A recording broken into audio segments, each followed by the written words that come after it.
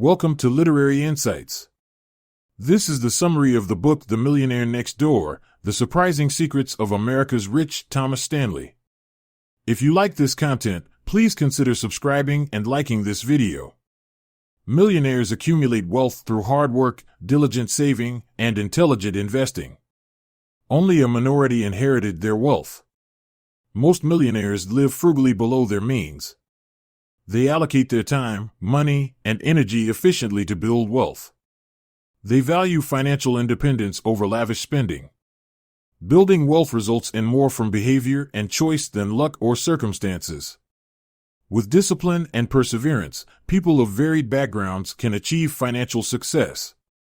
The research found certain ancestry groups, like Russians, Scots, and Hungarians, have higher concentrations of millionaires relative to their population sizes. This is attributed more to cultural values and entrepreneurship than ethnicity alone. Successive generations tend to lose their immigrant forebears' frugal and entrepreneurial spirit. They adopt higher spending lifestyles, slowing further wealth accumulation. The study aimed to show ordinary people the path to building wealth through diligent effort and prudent financial behaviors over the long run. Accumulating substantial assets is within the reach of most Americans, regardless of their backgrounds.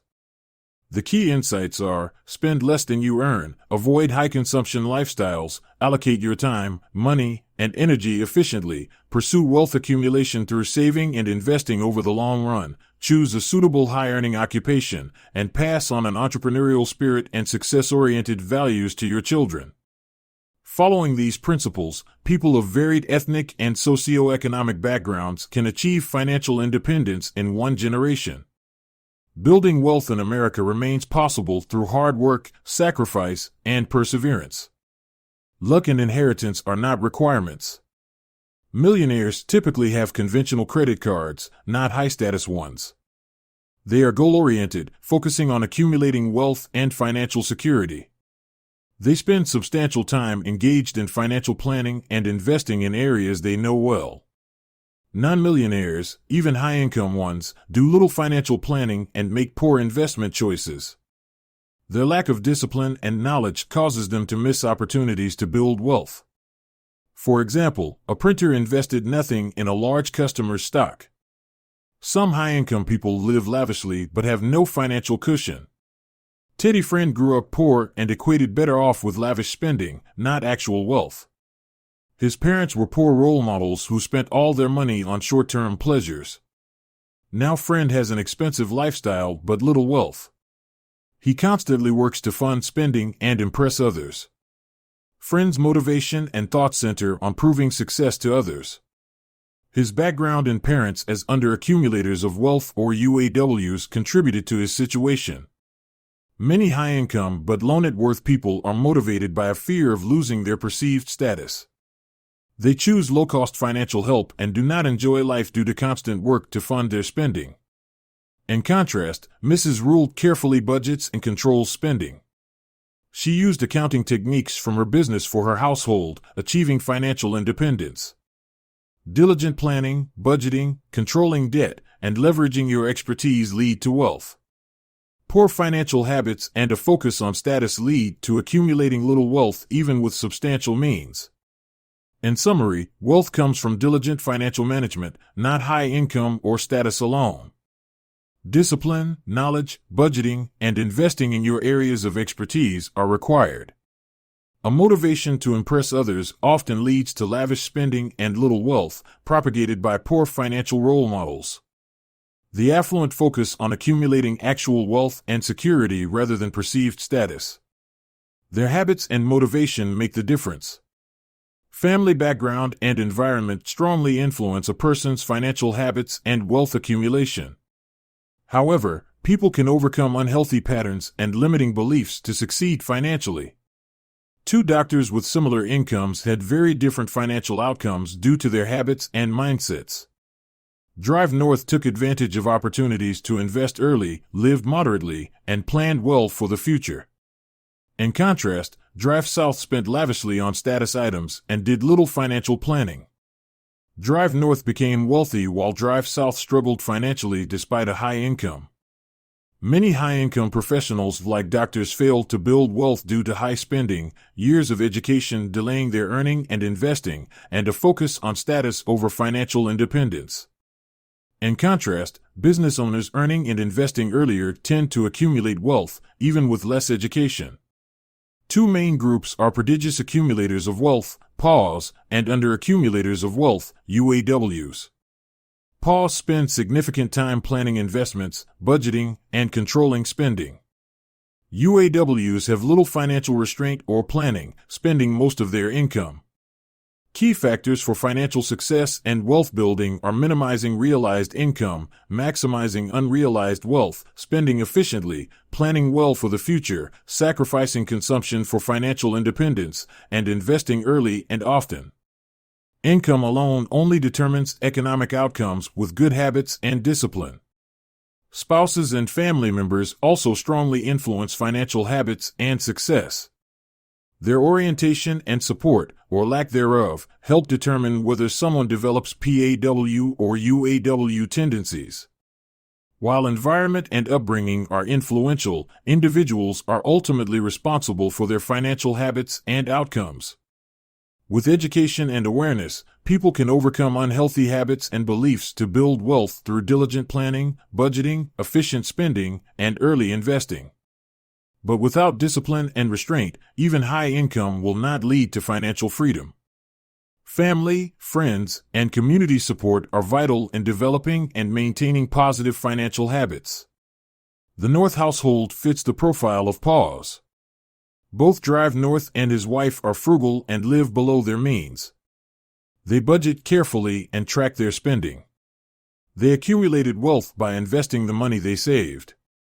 In contrast, the South household generates a high income but struggles to accumulate wealth.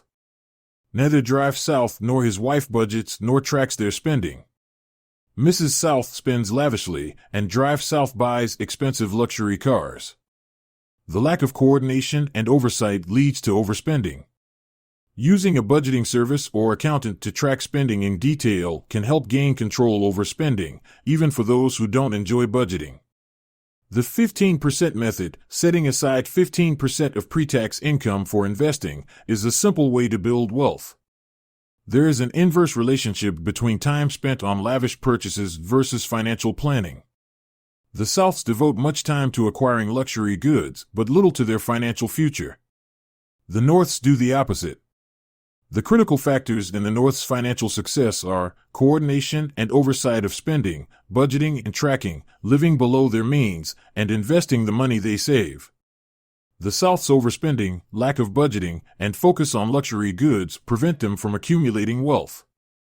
Income refers to money received over time, wealth refers to assets accumulated.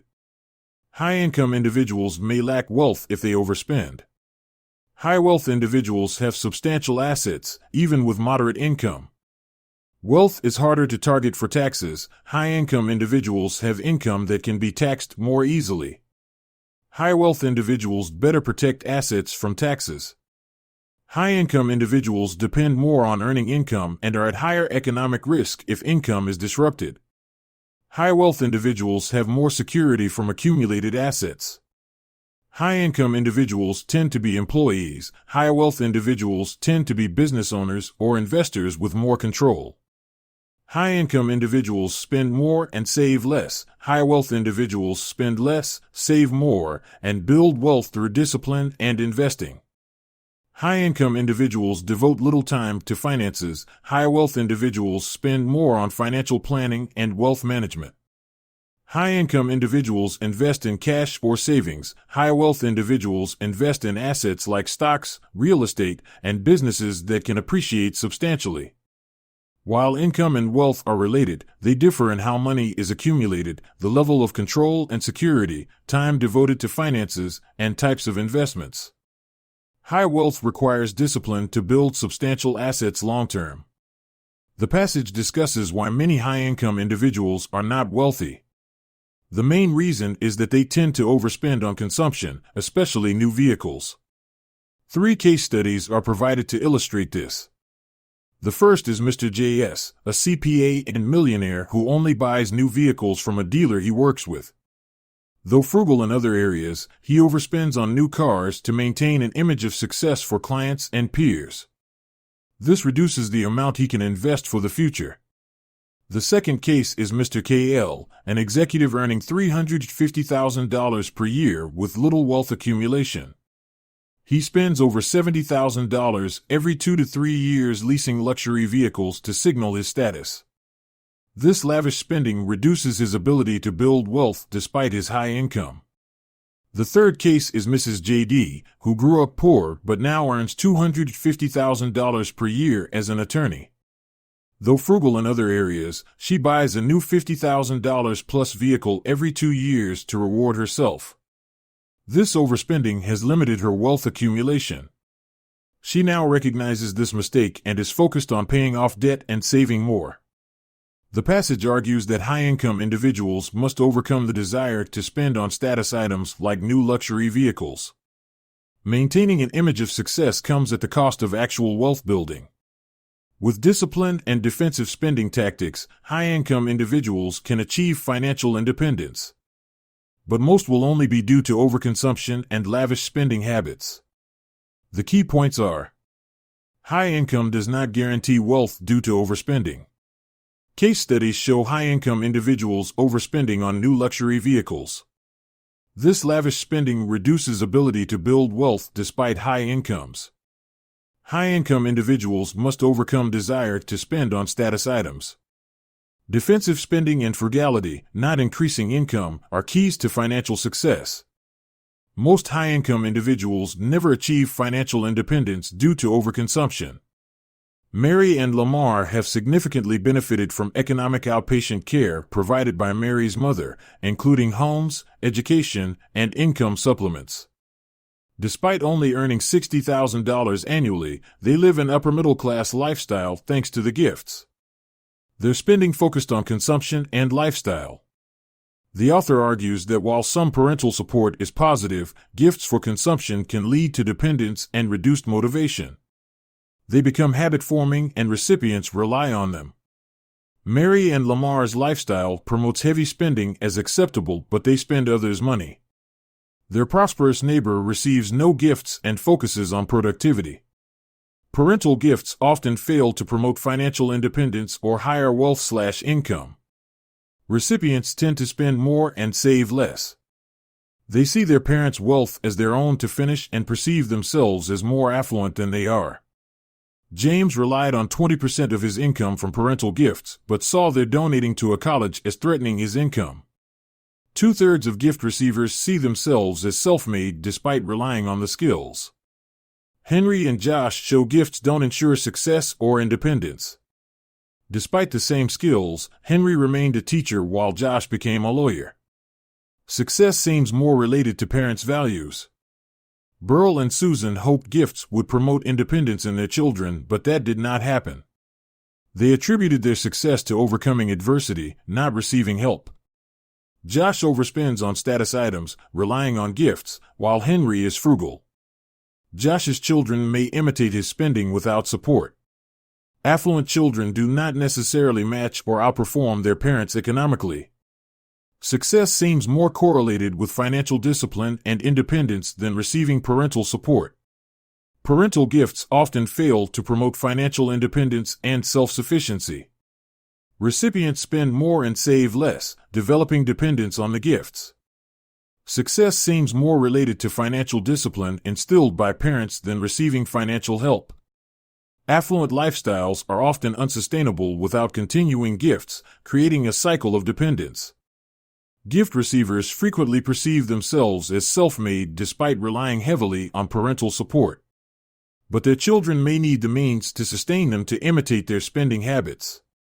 Examples show some gift receivers remain dependent while others become self-sufficient, indicating success correlates more with internal values than receiving gifts. Sarah and Alice were sisters from an affluent family. Their father wanted them to be homemakers and gave them generous financial support. Sarah rebelled against her father's vision and left home to become independent. She worked hard and became a self-made millionaire executive. She received little financial support from her father. In contrast, Alice remained dependent on her father and lived as he desired. He financially supported Alice's lifestyle and family for years. Although Alice inherited most of his wealth, she and her husband spent nearly all of it. They needed more financial discipline. Sarah became successful and frugal, accumulating wealth through hard work.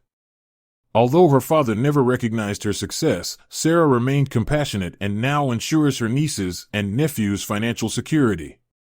Sarah and Alice had the same opportunities but very different outcomes due to their father's influence. He strengthened Sarah's independence but enabled Alice's dependence. Sarah learned self-sufficiency while Alice learned to rely on her father's money. Their story shows how parenting impacts children's financial behaviors and success in adulthood. The key arguments are: affluent parents can enable dependence or independence in their children based on the level and type of financial support provided. Excessive financial support and lack of limits or consequences can prevent children from developing financial discipline and self-sufficiency. Parenting styles strongly influence children's financial behaviors and success later in life. Children can develop independence with proper guidance and limits. Without these, dependence may result. Ultimately, individuals are responsible for their financial behaviors and outcomes as adults. But their upbringing and levels of dependence or independence learned in childhood have a significant impact. Sarah wants to help her nieces become self-sufficient and independent, unlike their dependent upbringing. She likely had to overcome difficulties in her own early life to achieve her level of ambition and success. Unemployed young adults often depend on their parents for financial support, sometimes for many years. They tend to have close relationships with their parents, who pay for their living expenses, education, medical care, etc. Being unemployed early on is linked to unemployment later. A focus group of millionaires discussed how they handle money with family. Most aim to teach self-sufficiency. One man, Mr. Andrews, spoiled his daughters and wanted his son to buy the family business to fund their lifestyle. The others said this was problematic and chose independent executors. Guidelines for wealthy parents include: don't reveal affluence, teach discipline and frugality, delay discussing inheritance, minimize gifts as negotiation, avoid competing with or controlling children, recognize differences, communicate openly, mentor, lead by example, respect autonomy. Subsidizing underachievers is unlikely to reduce inequality. Praising achievement, teaching hard work, and exposing children to adversity is better. Look for opportunities serving the wealthy, e.g. estate law, tax services, and investment advising.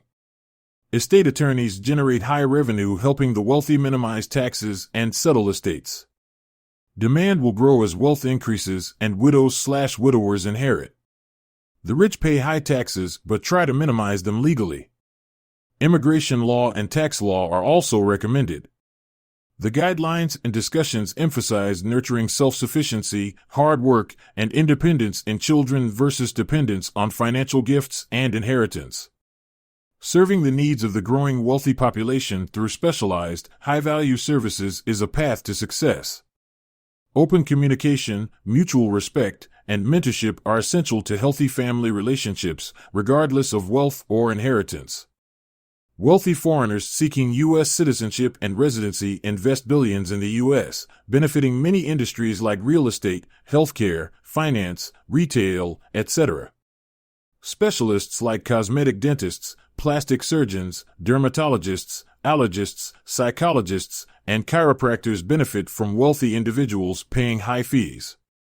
Asset liquidators, facilitators, and appraisers help the affluent determine the value and sell valuable assets received as gifts or inheritances like real estate, art, vehicles, etc. Educational institutions and private teachers benefit from the affluent paying for grandchildren's schooling.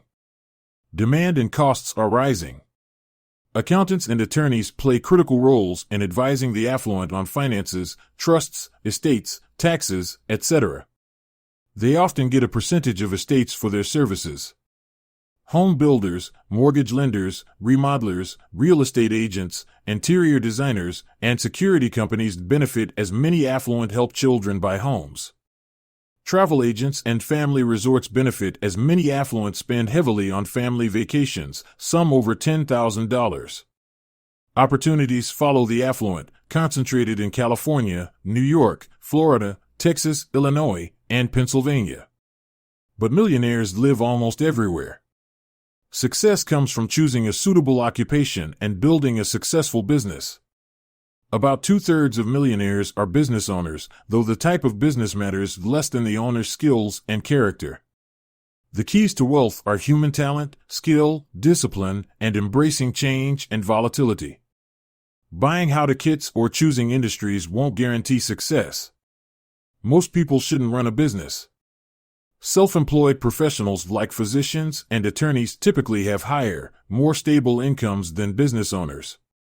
Business income and viability can drop quickly due to uncontrollable risks. Although entrepreneurship seems risky, business owners feel more in control of their destinies. Successful owners genuinely enjoy their work. For their children, they often prefer the stability of professional careers. Courage in dealing with fear and risks, not their absence, makes entrepreneurs successful. They recognize fears but work to overcome them, gaining strength for future challenges. Conflicts arise when people with different values and motivations, like PAWs and UAWs, share space. But courage in standing up for one's rights can overcome challenges. The authors conducted surveys and studies over many years to research millionaires, especially those in affluent rural neighborhoods and occupations that other research may need to look into. They compiled this research into their book, The Millionaire Next Door. Some of the key findings include: millionaires come from diverse occupations, including consultants, contractors, business owners, farmers, professionals, and retailers. Some of the most common occupations were small business owners, executives, managers, and professionals like doctors, accountants, and lawyers. The authors focused their research on self-made millionaires, not those who inherited wealth. Most built their fortunes over decades by living below their means, saving money, and investing in their businesses or the stock market. The surveys targeted high-income/high-net-worth neighborhoods and zip codes to find millionaires should have been noticed by other research focusing only on affluent urban areas and stereotypical professions. This allowed the authors to identify millionaires from diverse occupations, including farmers, tradespeople, and small retail business owners. The authors compiled extensive details on the specific businesses, jobs, and incomes of the millionaires in their surveys.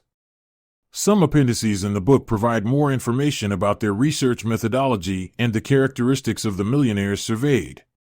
In summary, the key conclusions were that traditional research misses many American millionaires, especially those in rural areas and middle-class occupations. The authors aim to provide a more comprehensive profile of millionaires through their extensive surveys and studies over many years. Their book distills insights and conclusions from this research into how ordinary Americans can build wealth and achieve financial independence.